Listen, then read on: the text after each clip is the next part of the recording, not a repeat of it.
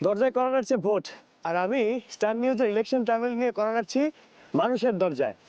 ঘুরতে ঘুরতে আজকে চলে এলাম মুন্সিগঞ্জের বয়াতির চরে। আজকে সারাদিন এই চরে থাকবো এবং এখানকার মানুষের দুঃখ দুর্দশা, হাসি কান্নার গল্প শুনবো।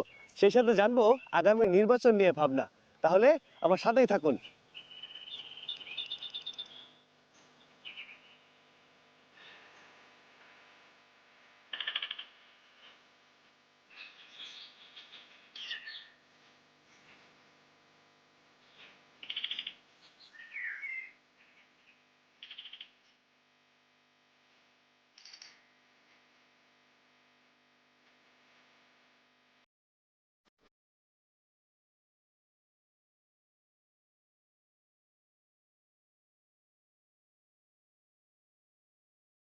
চাচা কেমন আছেন? হ্যাঁ আলহামদুলিল্লাহ ভালোই আছি। মাছ ধরলেন নাকি? হ্যাঁ মাছ ধরছি দুগা। কেমন মাছ পাইলেন? মাছ তো কমই। ও, জালে তো মাছ নাই। না মাছ এখন কম। আহা, কারণ কি মাছ কম পাওয়ার কারণটা কি? শীতের লিগা মাছ পড়ে না। এই চরেই থাকেন? হ্যাঁ এই সামনেই। ওই যে বয়াতির চর যে বলে ওইখানেই? হ্যাঁ বয়াতির গ্রামেই। আচ্ছা, কেমন আছেন এই চরে? ওই তো শীত, 8 বাজার দূরে। হ্যাঁ। হে আটটা যাইতো 2 ঘন্টা 1 ঘন্টা বাজার পাই, না তোর বাজার পাওয়া যায় না। এই যে নির্বাচন সামনে, নির্বাচন নিয়ে কি ভাবতেছেন? নির্বাচন যখন আইছে ভোট তো দেওয়ান লাগবই। সবশেষ ভোট দিছেন কত সালে? এটা তো খেয়াল নাই।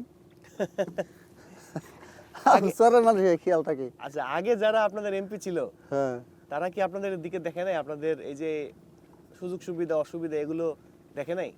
দেখছে কমই, চরে খেয়াল রাখে না। কেন, কারণটা কি? কারণ তার কে কই তারম না, চর এলাকা আহে না দেখে না। সামনে যে এমপি হবে তার কাছে আপনাদের চাওয়া পাওয়া কি? চাও পাওয়া ধরেন যদি এমপি হয় সামনে, যদি আমাকে একটু ভালো চোখে দেখে, একটু আয়া দেয়া টেয়া করে কারেন্ট কুরেন্ট দেয়, তাইলে সেখানে আমরা একটু ভালো থাকতাম। হেরা বুটের সময় এই যে আহে, বুট হয়ে গেলে তাকে কাম শেষ, আর দেখা করে না। এই অবস্থার পরিবর্তন চান না? পরিবর্তন চাই না। ওই যে আমরা যদি বেরি বান দিয়া দেয় তাইলে মনে করেন আমাকে এটা ভাঙে না, থাকতে পারি ঠিক মতন। দেয় না তো। আগামীতে যে এমপি হয়ে আসবে সে আপনাদের দিকে তাকাবে, এটাই প্রত্যাশা করি। হ্যাঁ তাই যদি কেন? একটু টাকা ভালো মন্দ দিই। আল্লাহ হাফেজ। আল্লাহ হাফেজ। তাহলে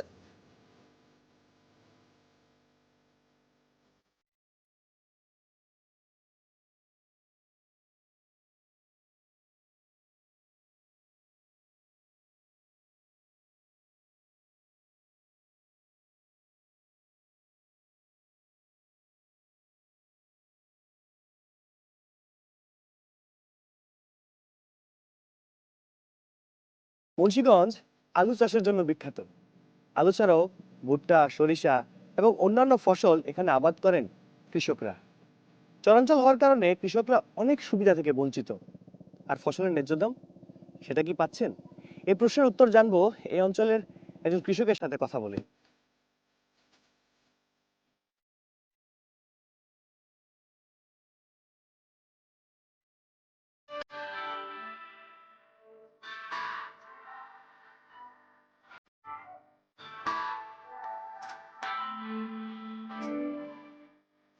আসসালামু আলাইকুম। ওয়ালাইকুম আসসালাম। কেমন আছেন? ভালো। এটা কি ফসল? এটা কালো জিরা আবাদ কেমন এবার? আছে ভালোই। আচ্ছা, এই কালিজিরা কি এবারই প্রথম লাগাইলেন? হ্যাঁ এবার প্রথম। আগের বার কি করছিলেন? আগেরবার ধান করছি। ধান কেমন পাইছিলেন? ধান বিঘা 10 মণ 8 মণ এরকম। তাহলে তো আপনার এই কোনো সুযোগ সুবিধা কিছু পাচ্ছেন না, পাচ্ছেন? জি না। এই নির্বাচন নিয়ে কি ভাবতেছেন? আর আগামীতে যে এমপি আসবে তার কাছে আপনাদের চাওয়া কি? আমাদের কাছে চাওয়া, আমাদের এখানে দেখেন স্কুল কলেজ নাই, বা এই যে একটা আশ্রয় কেন্দ্র নাই, আবারও হাসপাতাল নাই, আমাদের এখানে বিদ্যুৎ নাই, হ্যাঁ। অনেক কিছুরই সমস্যা আমাদের জায়গায়। আর আপনাদের কৃষকদের জন্য কি চান? কৃষকদের জন্য আমাদের এই যে বীজ সার এগুলা তো আমরা পাই না ঠিক মতো। আগের বার ভোট দিয়েছিলেন? হ্যাঁ। ওই এমপি দেখেন নাই আপনাদের? এমপি কি দেখবো, এমপি তো যতটুকু তার দেখার মতো হারা তো এত দেখে না। এই বয়াতির চরে আপনারা কত বছর? আপনি? আমি আছি প্রায় 7 বছর। 7 বছর। আগে কোথায় ছিলেন?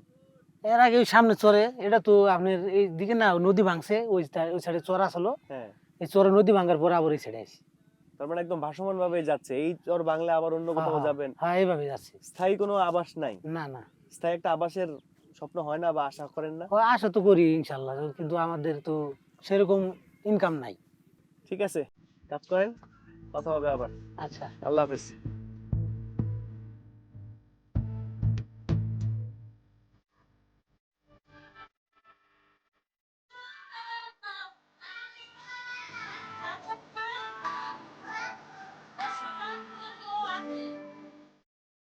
বাচ্চারা পড়াশোনা করছে, আপনারা শুনতে পাচ্ছেন?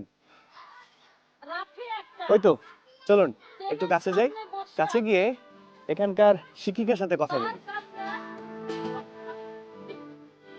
বৃহস্পতিবার, শুক্রবার আমার বিদ্যালয়ের নাম, তারপর 5-2 তোমাদের স্কুলের নাম কি?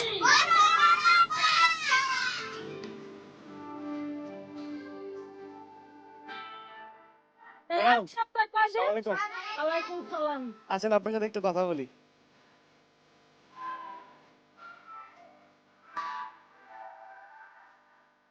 আপনি এখানে পড়ান কত বছর? এই যে জানুয়ারির বছর নিয়ে 3 বছর চলতেছে আমি। 3 বছর? হ্যাঁ। মাশাআল্লাহ। এর আগে স্কুলটা কি এখানেই ছিল?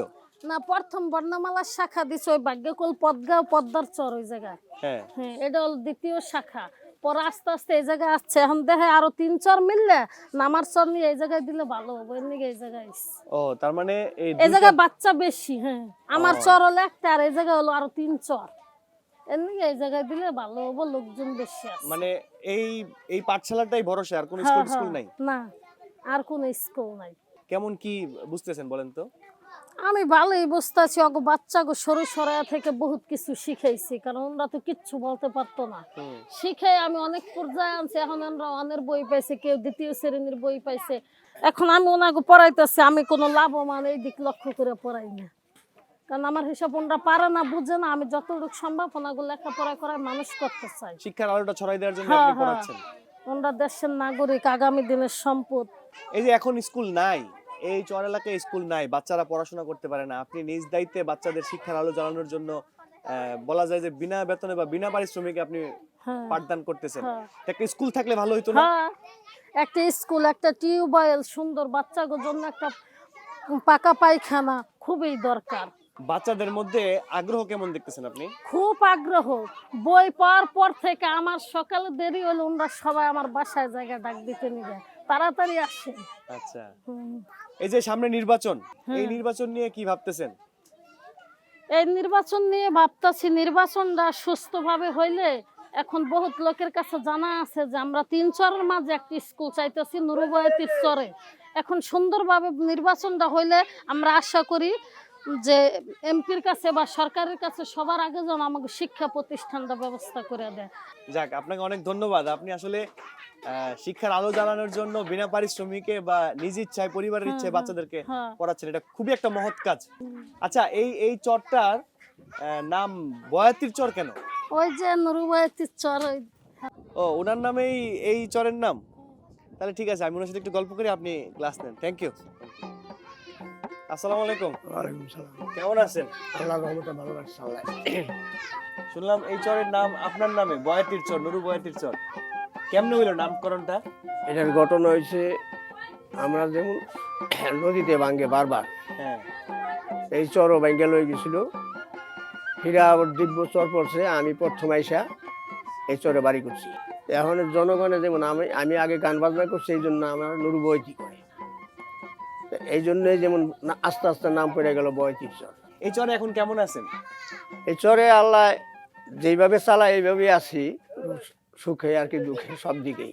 একটা রাস্তার দরকার এবং একটা হাসপাতালের দরকার।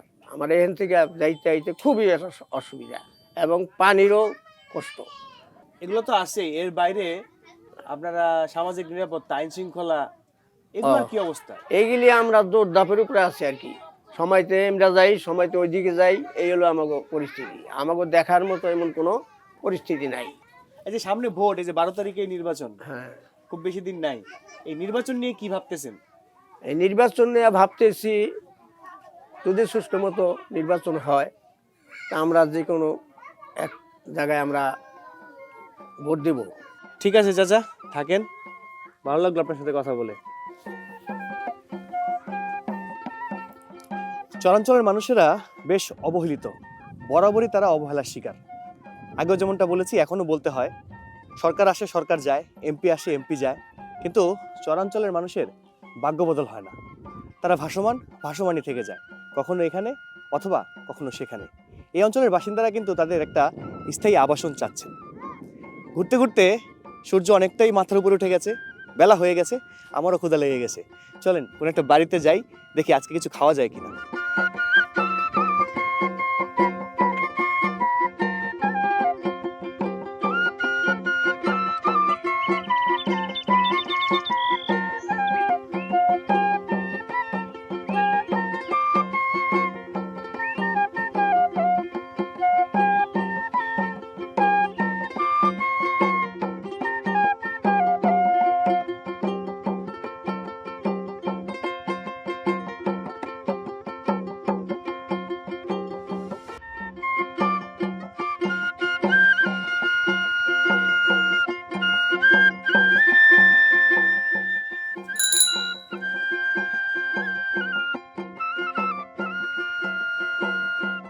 ও খালা, কেমন আছেন? ভালো আছি।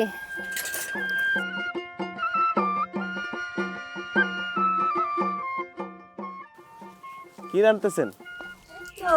নদীর মাছ আর মুরগি। ওরে বাবা, ভালো রান্না। তাহলে আজকে আমি দুপুরে খাইয়া যাবো আপনাদের এখান থেকে। মোরাটা দেন, একটু বসে কিছু কথাবার্তা বলি।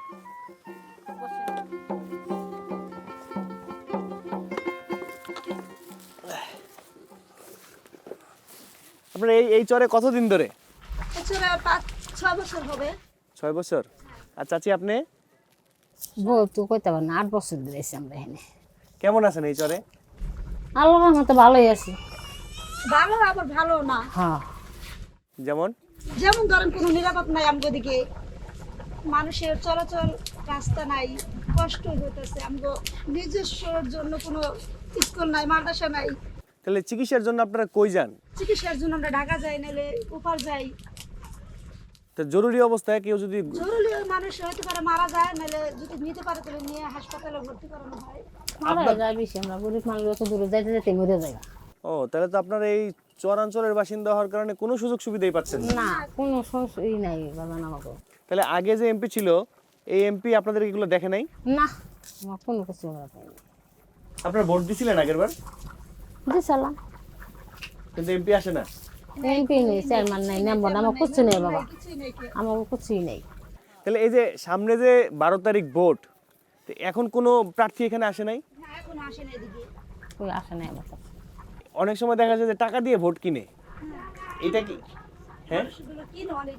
আমরা তো দেখিনি, আমাকে কই আমরা যাও দেখিও না, আর আমগো দিকে আসো না এদিকে। আসো না, আমরা এইসব কোনো দেখিনি।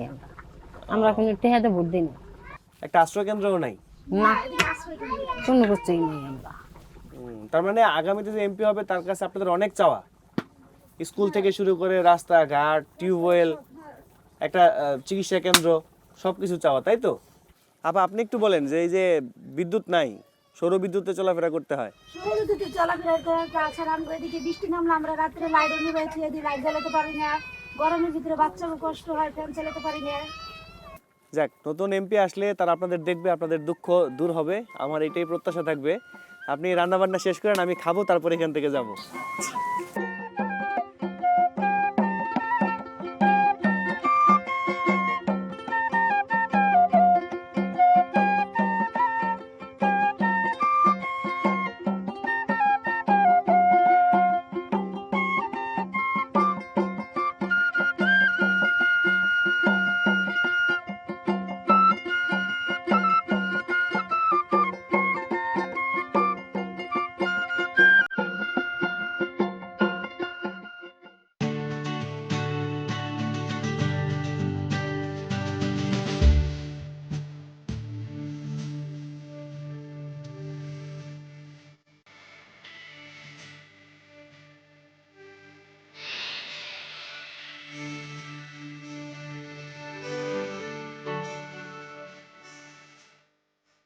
মুন্সিগঞ্জের নুরুবয়াতির চর থেকে ঘুরতে ঘুরতে আমি চলে এলাম শহরে। আমার পিছনে ওই যে দেখা যাচ্ছে ইদ্রাকপুর কেল্লা। চলুন এই ইদ্রাকপুর কেল্লাটা ঘুরি এবং মুন্সিগঞ্জ শহরের ঐতিহাসিক নিদর্শন যেগুলো আছে সেগুলো আপনাদের দেখানোর চেষ্টা করি, সেই সাথে এই শহরের মানুষের নির্বাচনী ভাবনাটাও জেনে নেই। চলুন আমার সাথে।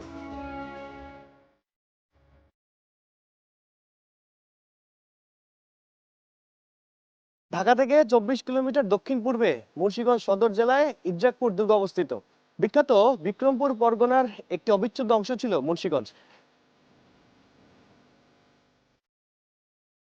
তৎকালীন ঢাকাকে পর্তুগিজ এবং মগ জলদস্যুদের আক্রমণের হাত থেকে রক্ষা করার জন্য বাংলার সুবাদার 3টি দুর্গ নির্মাণ করেছিলেন।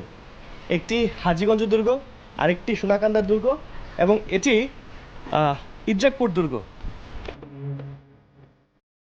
সম্রাট আওরঙ্গজেবের সময় বাংলার মোগল সুবাদার মীর জুমলা আনুমানিক 1660 সালে ইদ্রাকপুর দুর্গ নির্মাণ করেন। 1909 সালে প্রত্নতত্ত্ব বিভাগ এই দুর্গটিকে ঐতিহাসিক নিদর্শন হিসেবে ঘোষণা করেছিল। অন্যান্য দুর্গগুলো যেমন সংস্কারের অভাবে অযত্ন অবহেলায় পড়ে আছে, এটি কিন্তু ব্যতিক্রম। কিছুদিন আগে সংস্কৃতি মন্ত্রণালয় প্রত্নতত্ত্ব অধিদপ্তর এই দুর্গটি সংস্কার করেছে। মোগল তৎকালীন রাজধানীকে সুরক্ষা এবং নদীগুলোকে মগ হামার জলদস্যুদের দমন এবং গতিবিধি লক্ষ্য রাখার জন্য এই দুর্গটি নির্মাণ করেছিলেন।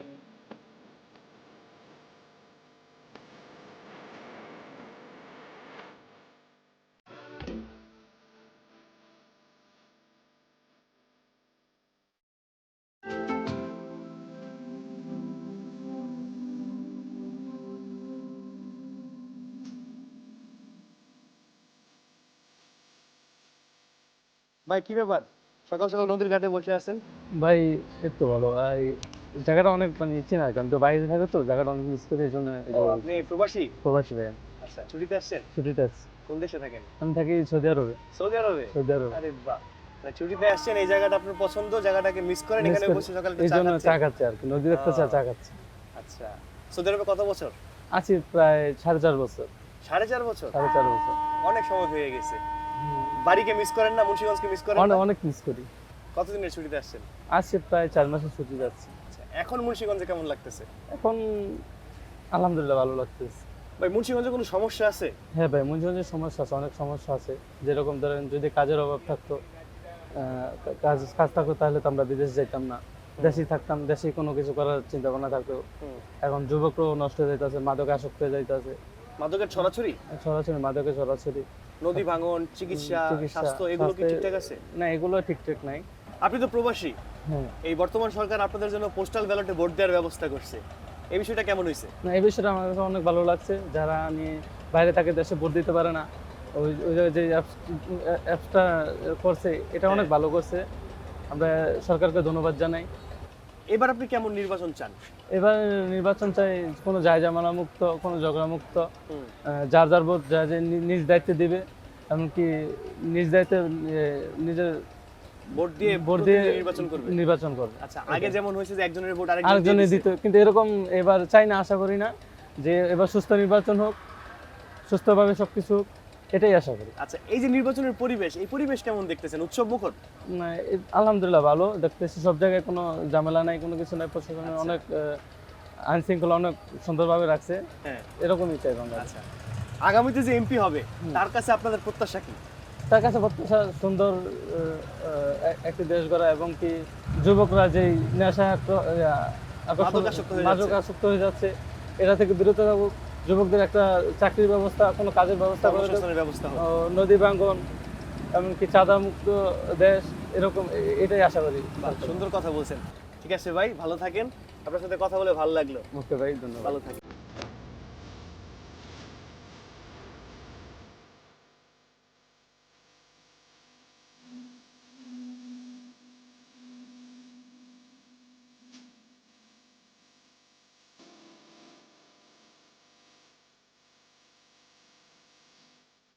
মুন্সিগঞ্জ ঘুরতে ঘুরতে আমি এখন মুক্তারপুরে, এখান থেকেই বিদায় নিতে হচ্ছে।